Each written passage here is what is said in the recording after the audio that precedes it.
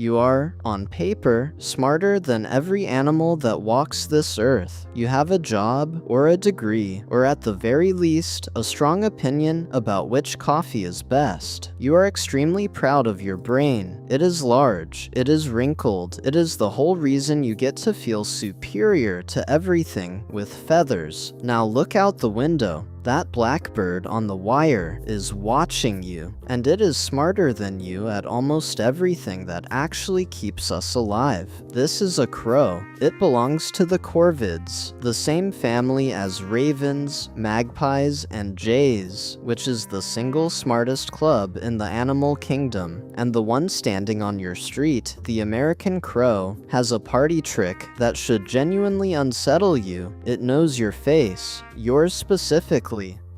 Let me tell you how we found that out, because the scientists did the funniest possible version of the experiment. At the University of Washington, a researcher put on a rubber caveman mask, walked outside, and trapped 7 wild crows. He did not hurt them, he just caught them, annoyed them, and let them go. Then he wrote down what happened next. What happened next is that the crows declared war on the mask. Every single time that caveman face showed up on campus, crows dove at it and screamed. Fine, you think? 7 birds hold a grudge, so what? Except it did not stay 7. Crows that were never trapped started doing it too. Before long, the researchers were getting mobbed by around 47 out of every 53 crows they walked past. Birds that had never been anywhere near that trap had somehow been informed by other crows about a face.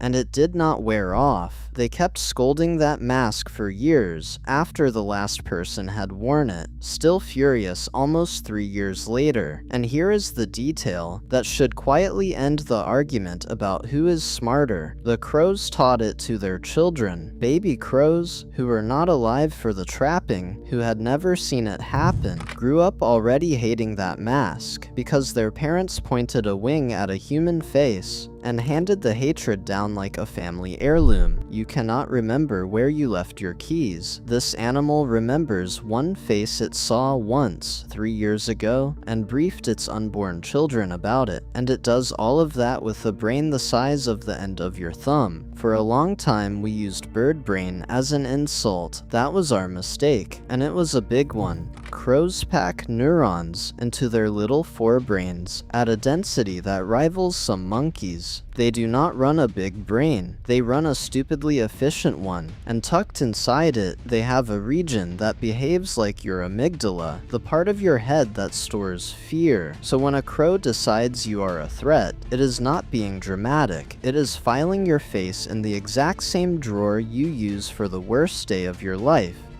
Now, memory is one thing. Let us talk about reasoning, because there is a crow that solved a story that is 2,000 years old. You know Aesop's fable. The thirsty crow drops stones into a pitcher to raise the water until it can finally drink. It is a fable. It is supposed to be a moral, not a lab result, so scientists built the actual pitcher and handed it to New Caledonian crows. And the crows simply did it. They dropped stones into the water to lift the level and reach the reward. And they were not fluking it. They picked sinking objects over floating ones. They picked solid over hollow. They picked the tube where the water was already high over the one where it sat low. They understood roughly how water behaves. Then the researchers measured that performance against children, and the crows landed at about the level of a 5 to 7 year old kid. A bird did causal physics at the level of a human in kindergarten, and that same crow bends twigs into hooks to fish grubs out of wood, and will use one tool to reach a second tool to reach the food, which is a chain of planning most animals on Earth never manage even once.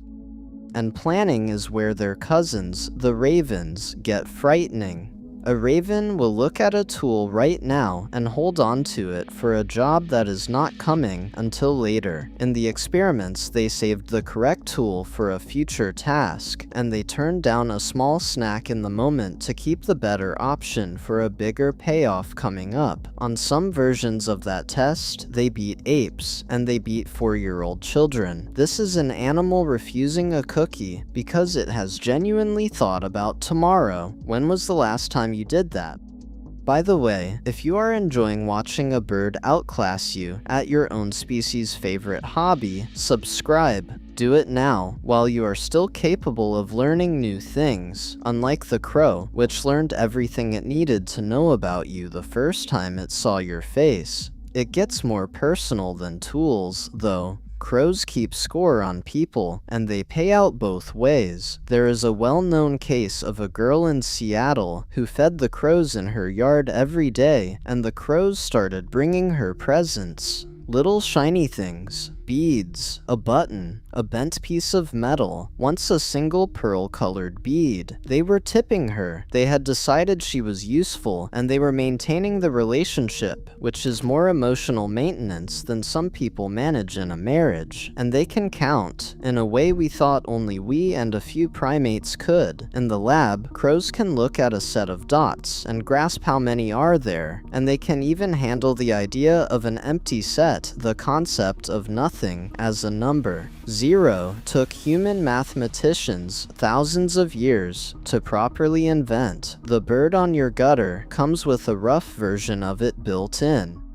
Here is one that feels almost human, right up until you realize it is smarter than human. When a crow dies, other crows gather around the body. They land near it, they get loud, they hold what people love to call a funeral. But it is not grief, it is a lesson. They are studying the scene, working out what killed this crow, and who was standing near it, so that whatever ended that one does not get to end another. They turn a death into a briefing.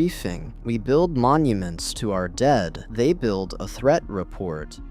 And they are not doing any of this in some untouched wilderness. They are doing it in your city, right next to you, using your things. In parts of Japan, crows worked out that they cannot crack a walnut with their beak, but a car absolutely can. So they drop the walnut onto the road, let traffic roll over it, and then, because they are not suicidal, they wait for the crossing signal, step out with the pedestrians, and collect the pieces. They built a nutcracker out of your morning commute, and then added a safety procedure to it. They watched the whole system, the cars, the lights, the little walking man, and slotted themselves neatly into the gaps. Plenty of actual people do not understand the traffic system that well. And here is a detail that has no survival excuse at all. Crows play for fun. They have been filmed grabbing a jar lid or a scrap of bark, climbing to the top of a snowy roof, sledding down it, and then carrying the lid back up to do it again. They surf gusts of wind and tumble around on power lines for no reason anyone can point to, except that it apparently feels good. Play like that is one of the clearest signs of a real mind in there. An animal with enough spare brain to get bored, and enough curiosity to invent a hobby to fix it. That crow has leisure time, and it spends it better than you spend a Sunday. So let us total up the thing sitting on the wire. It knows your face. It holds a grudge for years. It tells other crows about you. It teaches its children to hate you by name. It reasons about the physical world like a small child, makes its own tools, saves them for a tomorrow it cannot see, keeps score on who is kind and who is cruel, understands the idea of nothing, and studies its own dead to stay one move ahead of whatever is hunting it. And it does every bit of that with a brain you could hide under a bottle cap, while living entirely off the edges of your world. The scraps, the roadkill, the trash you leave out on the wrong night. It never needed to be bigger than you. It only needed to be sharper in the exact ways that keep a thing alive. And it is. Here is the part that should really sit with you. That crow will remember this. If you ever do it a bad turn, it will remember your face, it will remember the day, and it will make sure its friends and its children know too. You will not remember what you had for lunch on Tuesday. You have the bigger brain. It has the better one. If you like animals that are quietly better at your entire life than you are, subscribe. It only gets worse from here.